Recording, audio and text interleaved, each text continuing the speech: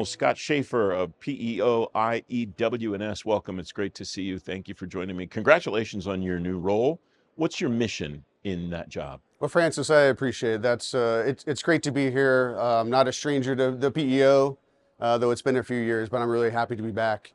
So my role here is the project manager for electronic warfare and cyber. Some of my goals coming into the new role is very focused on how do we maintain electromagnetic spectrum superiority for the Army? That's probably the top thing. Secondly, I want to do things a little faster. So how do we get kit? How do we get capability out to the field much quicker than we have in the past?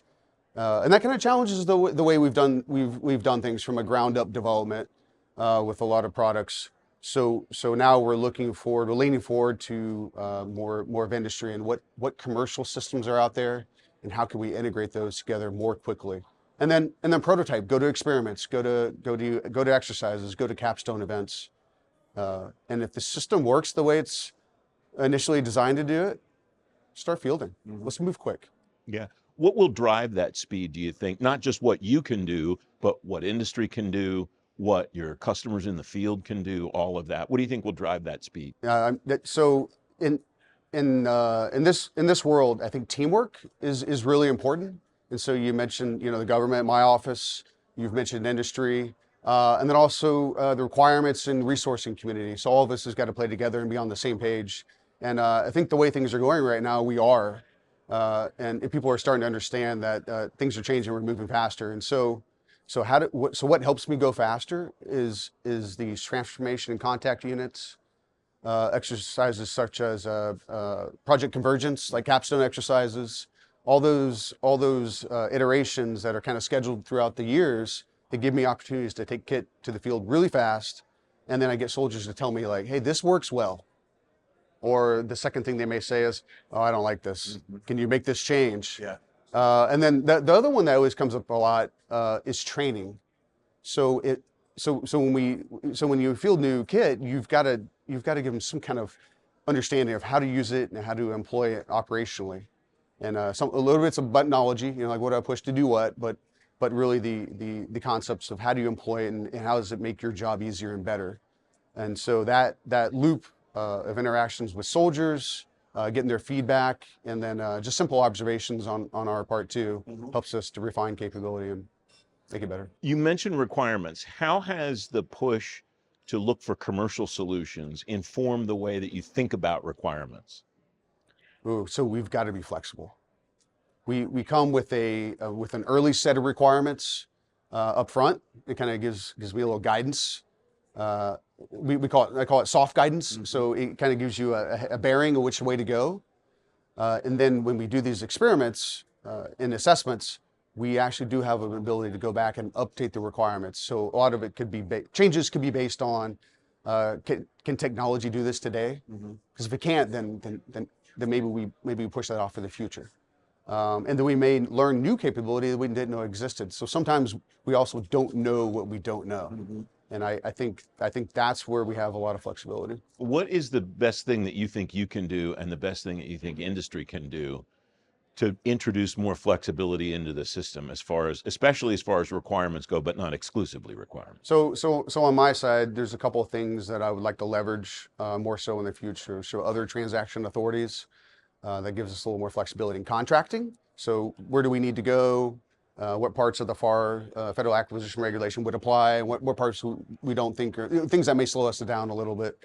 And then there's also this other thing called agile funding, where it gives us a little more flexibility as well. So I keep using the flexibility term, but it allows me to do early prototyping work. So kind of buy stuff, get out to the field, and then in that same breath, I can actually make changes to the software, maybe make size, weight, and power swaps, if you will. And then also get after different threats that may be out there that we weren't aware of before. A couple of training questions too. I imagine the technology that you're training on is changing, and the technology and techniques for delivering the training to the soldier are changing too. How so, if so, and how is that informing the way that you're going about your work?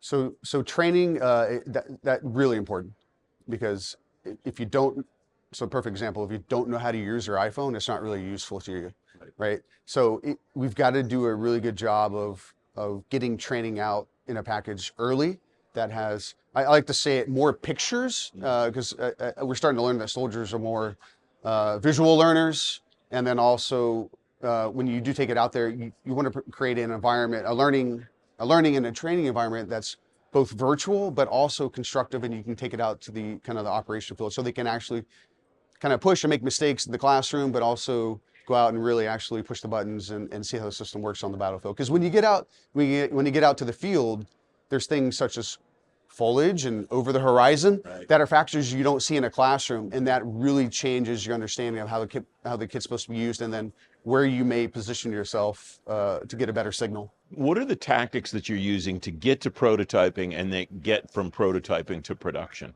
So tactics, I think I alluded to it a little bit. It's really focused on just moving. So we try to kind of pave the path early. I say, this is our intent, is to prototype and go to TIC units. Perfect example is a spectrum situational awareness system. That is one of our systems that we're developing that gets after a part of the concept of EW that we haven't really thought much about. And so that's the see yourself. What is your unit, what does your command post look like in the spectrum, and how big of a signature are you creating? And so we were able to do an assessment just a few months ago in June with a few different units, 25th ID, 101st, in SOCOM. We had soldiers from all those different units there helping us determine, is this the right system, and is it going to meet all the capabilities we need? So that turn from a contract award just earlier in the same year to an assessment, and now we're going to start fielding, like that's just leaps and bounds ahead when it comes to speed. And that's kind of the iteration we're doing. And so we're kind of posturing everything. We've got to posture the requirements to align with that, and then take a bit of, I wouldn't say risk is probably not the right word, but lean forward on the funding and the confidence that we're going to be successful, and so that the funding is already postured to go into production and right after that. So it sounds like there's a best practices chain there, and that each of these is not a one-off because of the uniqueness of the technology or the uniqueness of the mission delivery or whatever. Is that a fair? I agree. I think best practices, in a ways, this may become normal, the normal business, I think. What do you think has to happen for that to happen? That's a cultural change, it strikes me, and that tends to be a little more difficult in the department than the tactical or strategic change. Yeah, I think we're there. I think the Army is heading in the right direction, and I think the culture is there to support this. One thing I want to bring up, so there's this thing called the Electronic Warfare Board of Directors. That's a new thing. Early this, I think January was the first time the group started meeting. And we're going to start using the Army, using this forum, put a little energy behind it to make, to give senior leaders decision space and help take a little risk when we try to move fast. And so that brings, so the board of directors, the EW board of directors, brings all the different communities together. So the EW community, the signals community, the cyber community, the acquisition community, we're all in the kind of the same room. In a perfect world, we're all nodding our heads saying, yeah, let's do this. This is the right thing to do at that point. But I see that as a strong forum, and I think just the momentum will continue to grow and the influence it will have over the years. Colonel, it's great to have you here. Thanks for joining me today. Appreciate it. Thank you so much.